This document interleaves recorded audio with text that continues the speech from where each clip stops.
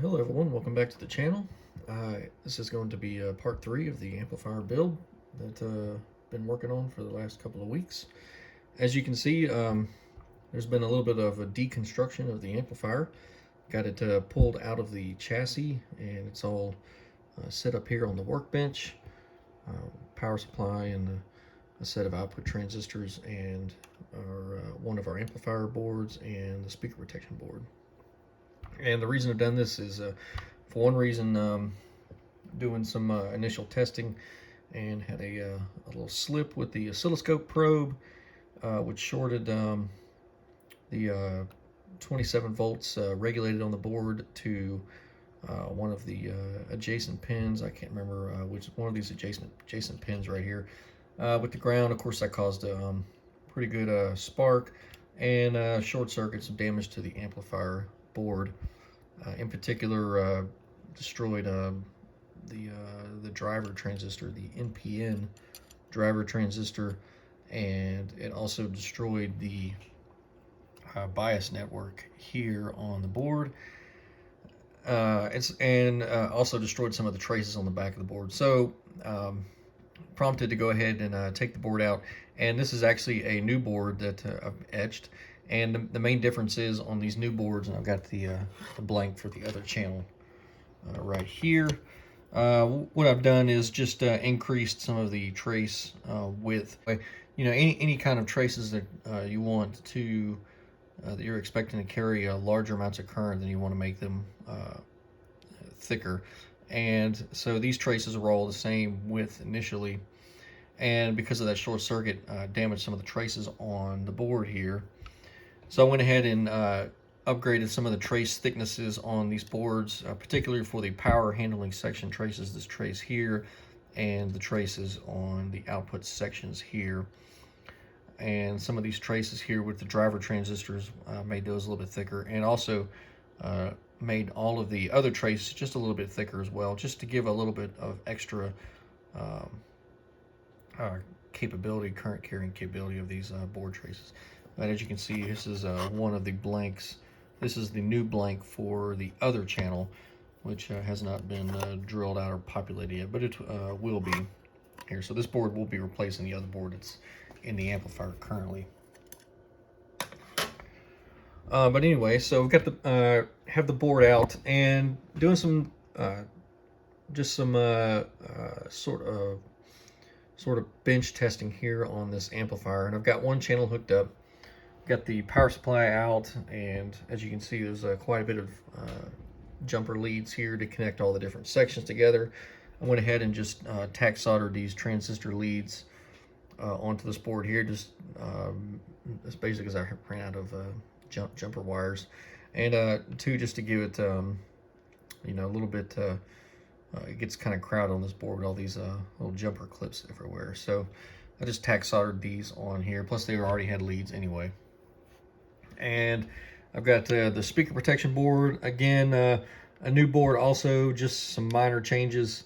One thing about this amplifier is it's got a capacitively coupled output from the power amp to the speakers, and because of the way this works, so these capacitors will charge up, need to charge initially, and in the original Heathkit AR-15 design, these capacitors charge through the output speakers.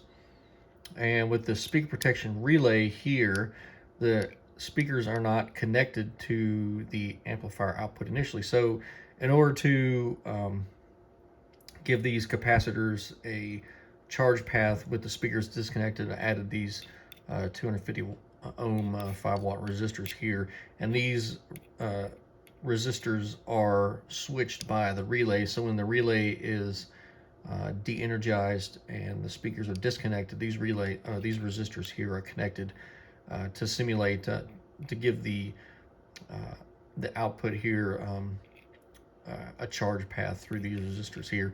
There's a speed up the charging of these output capacitors here, and help bring the output, the voltage here, back down to 0 volts quicker. Without these resistors here for a charge path, It's taking a really long time to get these capacitors charged up, so that the DC voltage on at the speaker terminal was 0 volts. So that allows the speaker protection relay to pick up much quicker without a long delay there. And that's the main change here. Rearrange the power supply, the low voltage power supply section here a little bit, just to sort of clean things up, and got rid of a couple of extra turrets here. So, like I mentioned here, so we got power supply section, we got the output transistors here, and you can see here that bias diode network that we talked about in the previous video. Just a little piece of perf board there with the 3 transistors mounted into the heatsink. And I haven't got the thermal cutout connected up here, but that connects to the speaker protection board. And that's what this red lead right here is, to simulate the thermal cutout switch, making a complete circuit to the relay. We've got the output of the amplifier hooked to an 8 ohm dummy load. These are just a couple of 8 ohm 100 watt dummy load type resistors hooked in there, so we can send our full output to the dummy load and not have to listen to the tone over the speaker. We've got our amplifier hooked up, and got our input signal here. This is going to be producing a 1 kilohertz sine wave at 880 millivolts peak to peak, and I'll show you why I'm using that amount here in a minute. Got our power supply hooked to the output, the isolation transformer there, and we've got our multimeter up here, which is going to monitor the DC current from the unregulated supply. This is the 83 volts raw DC going to the amplifier, and we're just checking the current, using that to monitor the current coming out, so that we can do some rough calculations for power. And this one here is just monitoring a DC voltage on the output terminals here across this resistor here. As we can see, that will let me monitor when the capacitors are charged to a point that will allow this protection relay to close in to connect the speakers. And we're going to use this oscilloscope here because this one has some different math functions here, and I've got a reading set up to read the peak to peak and the RMS value of the voltage going into our load. So this is connected here across the dummy load, which is to simulate our speaker here. But that will allow us to take some readings to do some more calculations. And I'm also going to watch the RMS voltage here on the RMS voltmeter. I've also got that hooked up. These leads right here hooked straight into the RMS voltmeter, and so we can see the value of the RMS voltage come into our dummy load. One more thing to set up. I've got a multimeter that's going to monitor. It's connected across the bleeder resistor for our unregulated DC supply, and that will allow monitoring of the DC voltage. So this is an unregulated supply, and unloaded voltage is around 83 volts DC, but since it's unregulated, as the load on the amplifier goes up, it's going to cause the voltage to sag down. So when we get the amplifier at full load, we can monitor the voltage, the DC voltage going in. So I've got the camera looking at the oscilloscope screen here, and I'm going to just kind of talk you through what I'm doing. So the first thing that we're going to do is turn the power on to the amplifier. And so you hear that first click was the speaker protection relay picking up. The second click that you heard was the soft start delay on the power supply. So now we're applying full voltage to our amplifier, and I'm reading an idle current going to the amplifier of about 168 milliamps DC, and our unregulated DC voltage is right at 82 volts. So we can do just a quick Ohm's law power calculation. 82 volts times 168 milliamps. That gives us a power of about 13.8 watts. So our idle power for this amplifier is, we'll call it just shy of 14 watts. Of course, that's not including, there's a small amount of power going from the regulated plus 27 volts. This is just, that value is much smaller. We're talking about maybe like 3 or 4 milliamps. So it's really not going to contribute a lot. It will contribute some, but not for this. For these rough calculations, we won't attribute that power into the idle. As you can see, this amplifier draws quite a bit of power in just sitting idle, which is why I didn't want to just have it run continuously. I want to be able to switch the power section on and off as we have the presence of an audio signal, so that it's not just sitting here drawing this power continuously. And of course, once this is one channel, so when we add a second channel, it's going to be drawing about 28, maybe 29 watts of power just idling in the power amp. So next thing we'll do is I'm going to adjust my signal generator here. I'm not going to start it off at 880 millivolts peak to peak. I'm going to bring the input signal down. So I've got the signal generator set to a value of 150 millivolts peak peak. And I'm going to turn that signal on now.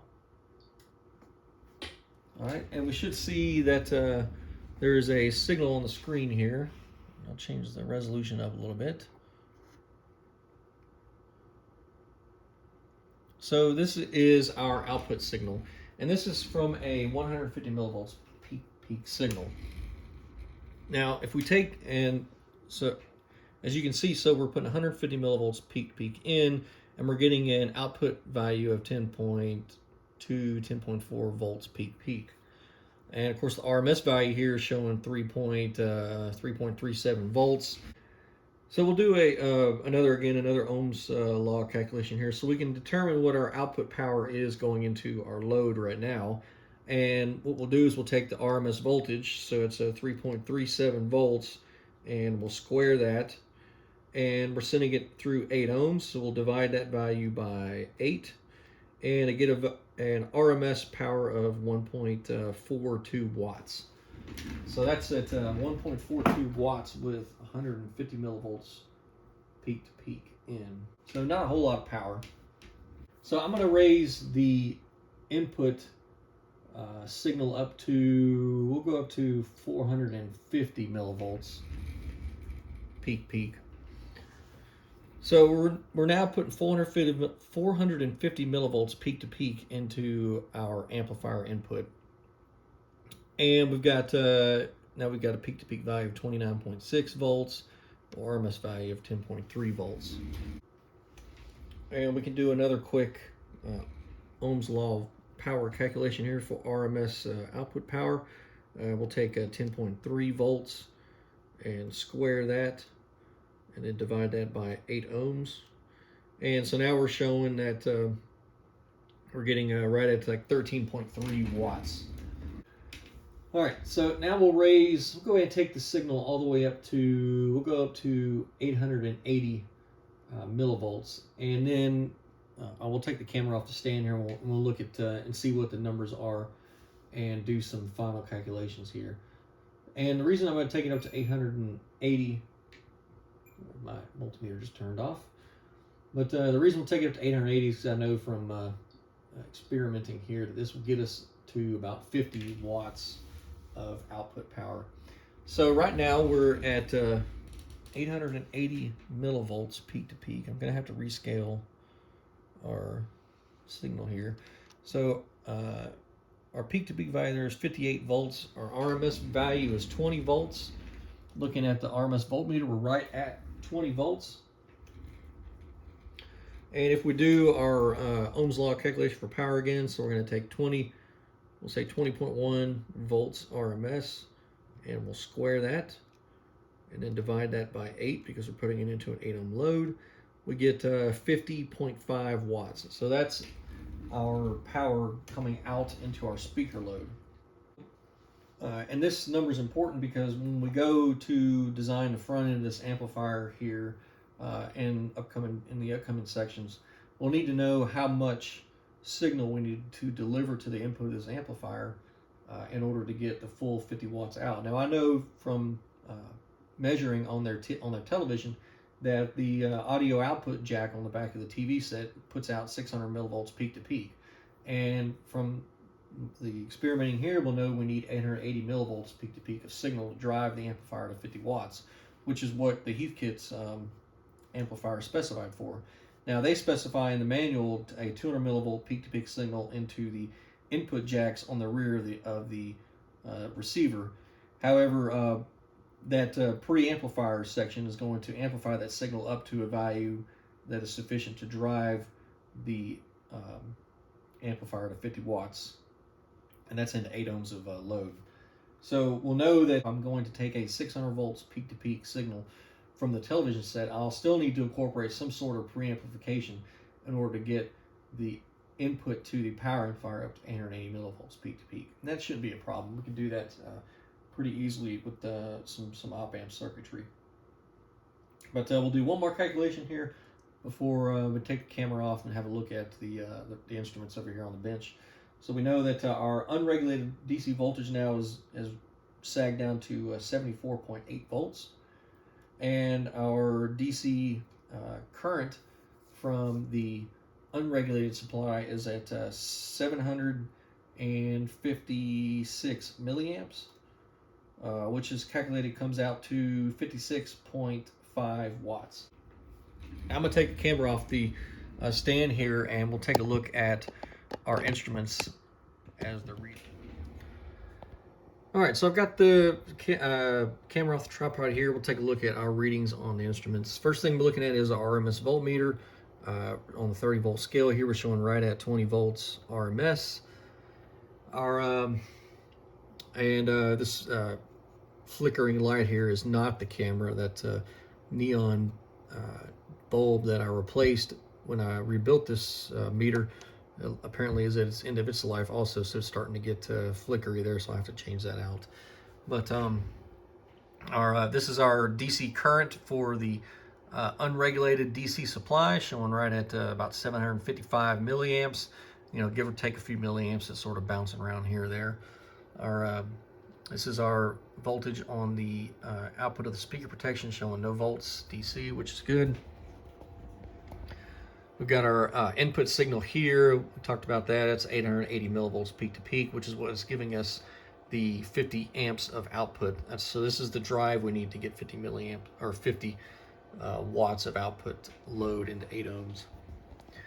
And our voltage that we're looking at, the unregulated DC supply, showing right at 74. It's almost 75 volts now, so it's sort of fluctuating there a little bit. And then our numbers that we wrote down here. So remember that, you know, at 150 millivolts of drive, we were getting about 1.4 watts, and we stepped at 450 millivolts peak to peak of drive, we were getting 13 watts, and at the full value, 880 millivolts peak to peak, we're getting 50 watts of output into our 8 ohm load. And yellow LED lit here, solid, is just telling us that the speaker protection is good and is not detecting any faults on the output to the speakers. Now this is our dummy load here, and it's getting pretty warm. It's getting really warm here, and that's you know, we're putting 50 watts into that dummy load here. And then our heat sinks for our transistors, they're also getting they're getting pretty warm. Not too warm that I can't pick them up, but I mean, you definitely can feel the heat. And you know, these are sitting flat on the bench, so they're not getting a really good convection cooling for these heat sinks. You know, if these were up off the bench so that we could get some air circulating through the fins, then they would probably they would cool more effectively. So we wouldn't want to leave this amplifier running in this condition indefinitely, but you know, it's certainly working well enough that we can leave it like this while we're testing. All right, so here's a wiring diagram that I've come up with to get this amplifier wired up. And we've got two amplifier boards here and our speaker protection board, and then it goes to our output section here. Now this is just the wiring for the power amp. This is just for the power amplifier section. This does not include the front end section yet, which is still in development, but not ready for implementation yet. And so as you can see here, we're going to have we'll have a harness or two harnesses going off to the power transistors, and we'll have another section going off to the speaker protection board. One thing to note here is that only one return back to our power supply. So this is our power common here going back to the power supply, our power common here going back to the power supply, the same point on the power supply. However, there's only one power connection here, or rather there's only one. Our return leads here are going to be sort of planned out, and these are the way that they are wired up now on the bench. So I know that this method will work without having any should not be any ground loop issues.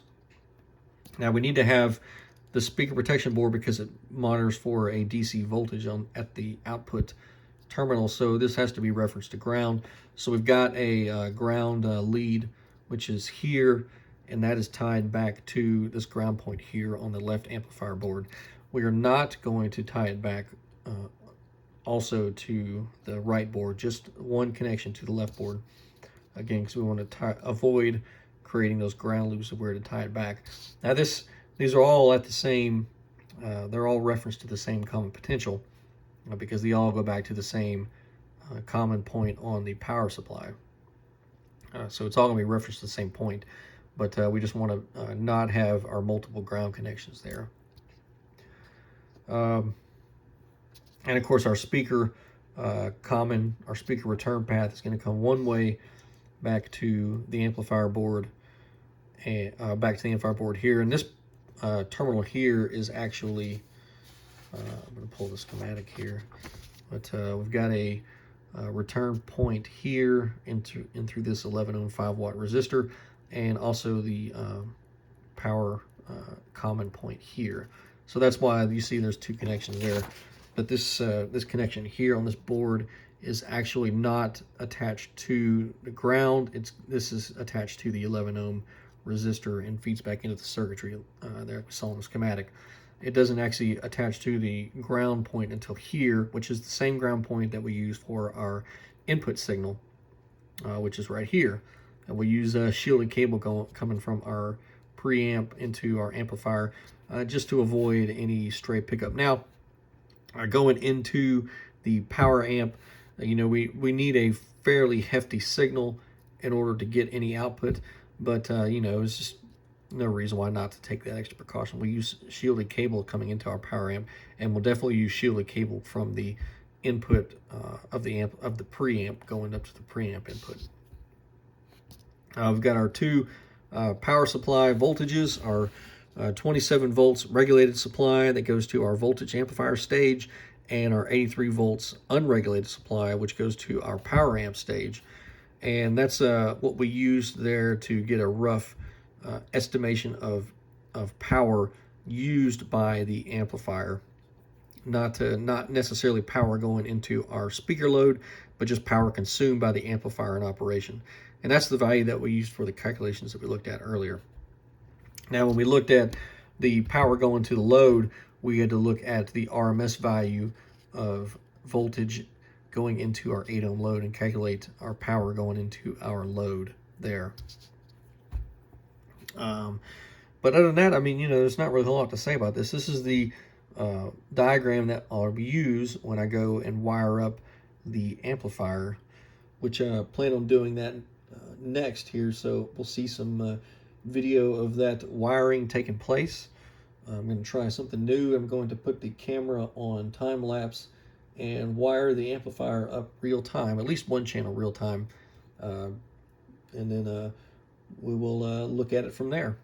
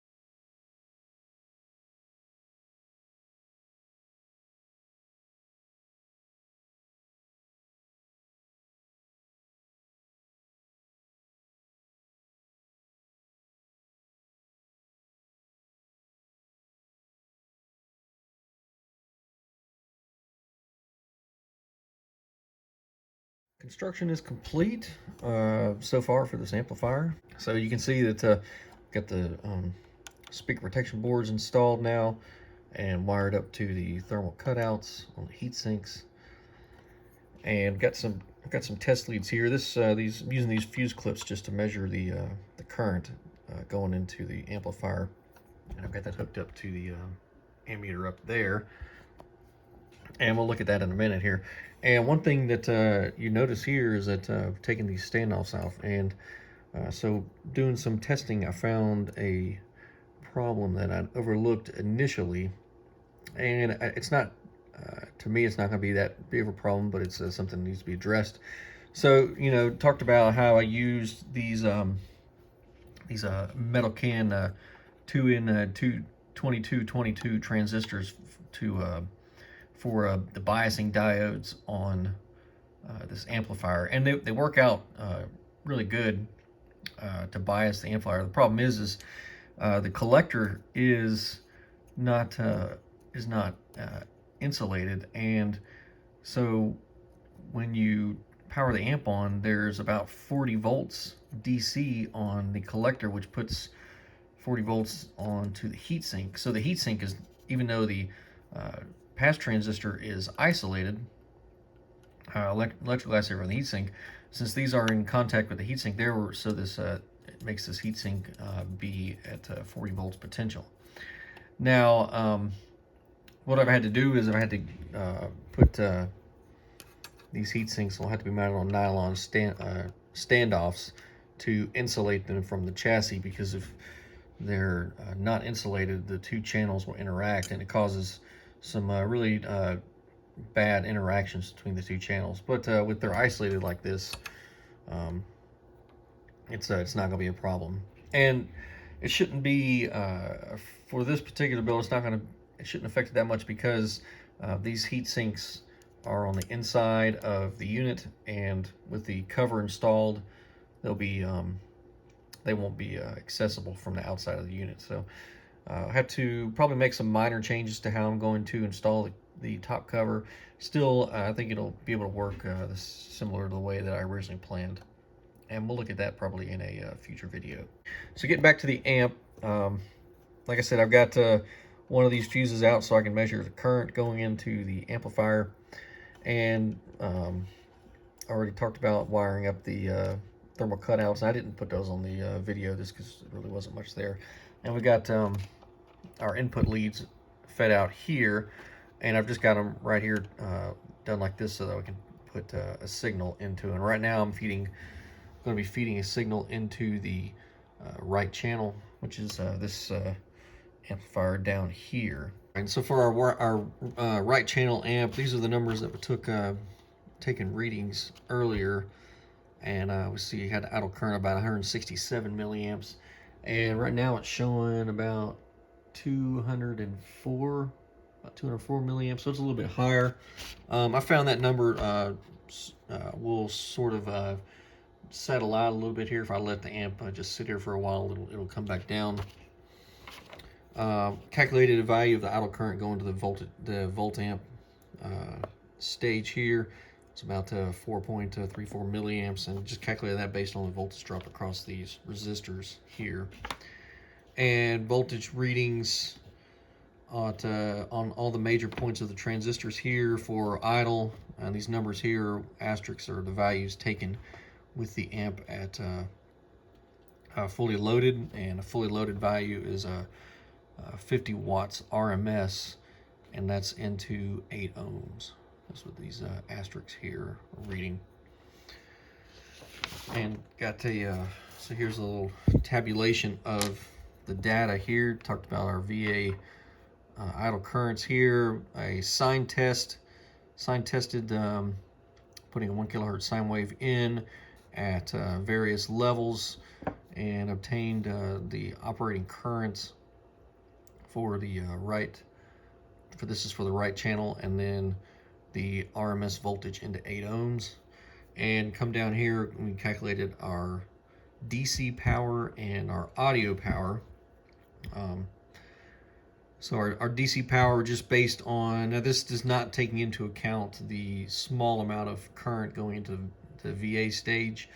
Um, it will raise power a little bit, but this is just a rough estimate of power. This is just the power coming off of the 83 volt supply line. And for the various signals here, the equations you use for DC power is just current times voltage. And for the audio power, using voltage, the RMS voltage squared over the resistance, which is 8 ohms. And since we're looking at an RMS value here, which is would be an average, or we could say like almost like a DC equivalent, then we can look at efficiency. Just looking at output power versus input power times 100% gives us efficiency of a rough efficiency of the amplifier. As you can see, the amplifier is not very efficient at low powers, and it gets more efficient as the audio power is brought up to its maximum. Also went ahead and took temperatures on our output transistors. So this is on the inside and the outside transistor, just using a contact thermometer, and then just measuring the voltage or measuring the temperature until it's reading stabilized. Those are the temperature readings I got, and this was after allowing the amp to run for quite a little bit of time there at full power. So these are at full load temperatures here. And we can see that we've got numbers for the left channel, pretty similar numbers for the left channel. Voltages almost, the RMS voltage is almost the same. There's some slight changes. The idle current for the left channel is a little bit lower, is about 142. Or I'm sorry, not the idle current, but the idle current for the 100 for the low signal, the 100 millivolt signal, current was 142 milliamps. We started with the right channel being at 168 milliamps. So a little bit the left channels uses a little bit less current, but it's still fairly close within values, and that would be what we'd expect. Of course, you can't you're not going to sine wave test both channels at the same time. So these channels were tested separately, testing the left channel first, and then moving to test the right channel. Of course, sine testing in amplifiers is not going to be representative of real life application of the amplifier, because that audio signals are a very intermittent, and they go from peaks, high peaks to almost no signal, and so they're not being continuously tested at a constant signal. They're not being continually operated at a constant signal. So sine wave testing really represents putting the amplifier through a very rigorous, unrealistic application to take these readings. So I expect that this amplifier being put into normal application for amplifying speech and audio signals, it will be probably run with at much lower average power levels. But anyway, that being said, we can look and see that our